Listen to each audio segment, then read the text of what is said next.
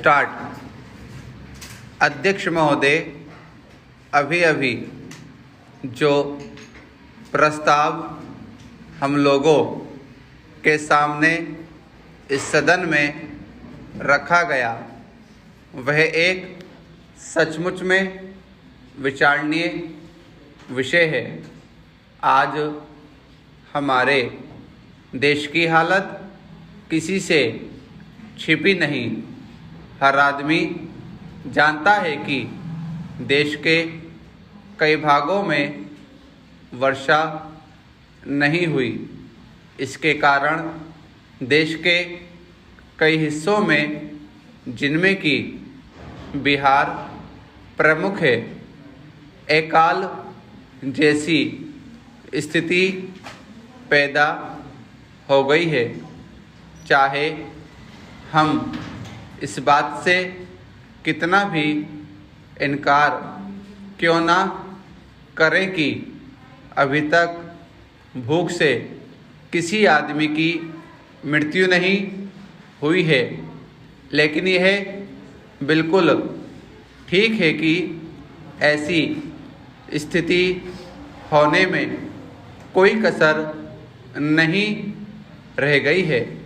आप यह समझ लीजिए कि किसी दिन भी आपको ऐसा अवसर मिल सकता है कि अमुक स्थान में भूख से इतने आदमियों की मृत्यु हो गई और इतने पशु समाप्त हो गए। मैंने स्वयं इन इलाकों का दौरा किया है। करीब करीब हर गांव और कस्बे को देखा है। मैं जहां भी गया हूं वहां एक जैसी दुख भरी कहानी सुनने को मिली। हर ग्रामवासी के मुंह पर एक ही शिकायत है कि इस साल हमारा क्या होगा। उनके पास अनाज का भंडार समाप्त हो गया है। पशुओं के चारे की व्यवस्था नहीं है और सरकार द्वारा कोई उचित प्रबंध अभी तक नहीं हुआ।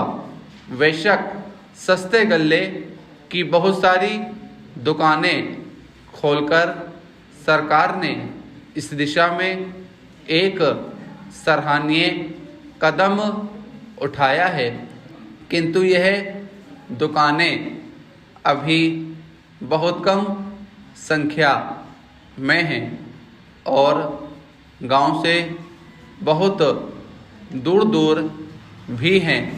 इन दुकानों की दूरी और भी इसलिए अखरती है क्योंकि आजकल पानी ना होने से ग्रामवासी किसी और मेहनत मजदूरी की तलाश में लगे रहते हैं। ऐसे समय यदि उन्हें अनाज प्राप्त करने के लिए अपने गांव से मीलों दूर जाना पड़े और उनके आने जाने में ही पूरा दिन समाप्त हो जाए, तो फिर आप ही बताइए वे बेचारे क्या करें। इसलिए जहां हम एक और यह ध्यान दे रहे हैं कि सस्ते अनाज की दुकानें खोली जावें, वहां दूसरी ओर यह भी आवश्यक है कि इन दुकानों की दूरी 1-2 मील से अधिक ना हो।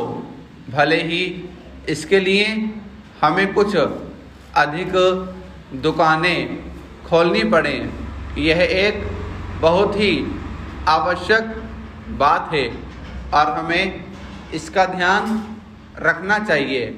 ऐसा करने से हो सकता है कि कुछ अधिक खर्च भी हो, लेकिन ऐसा नहीं करने से काम ना चलेगा। अंग्रेजी को राष्ट्र भाषाओं की सूची में सम्मिलित करने के लिए जो सुझाव सदन के सामने आया है, उसका विरोध हम इसलिए नहीं कर रहे हैं कि हमें किसी भाषा से दुश्मनी है।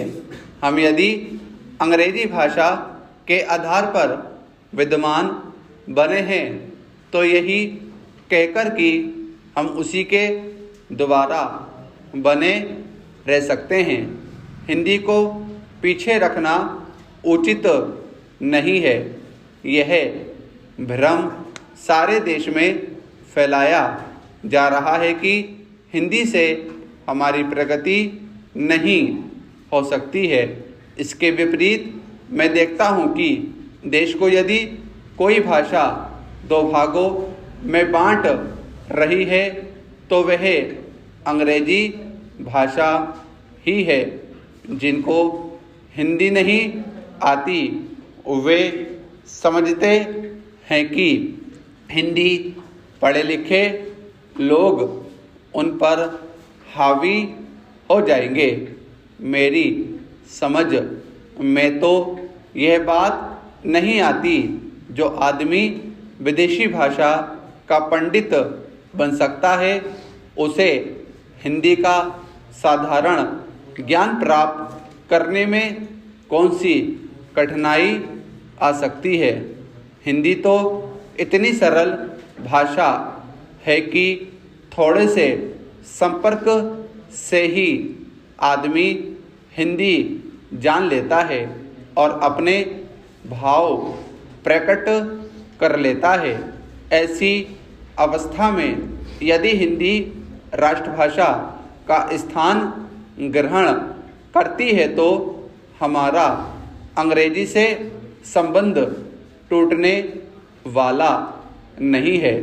हर देश की अपनी एक भाषा होती है जिससे लोगों के विचारों का आदान प्रदान होता है और वे अपनी समस्याओं को समझते हुए उन्हें सुलझाते हुए आगे बढ़ सके। वह भाषा वही हो सकती है जिसको देश के अधिक से अधिक लोग समझ बोल और लिख सकें। इस देश में केवल हिंदी को ही ऐसा स्थान प्राप्त है। फिर हमें हिंदी को देश की राष्ट्रभाषा बनाने के लिए क्यों आपत्ति है।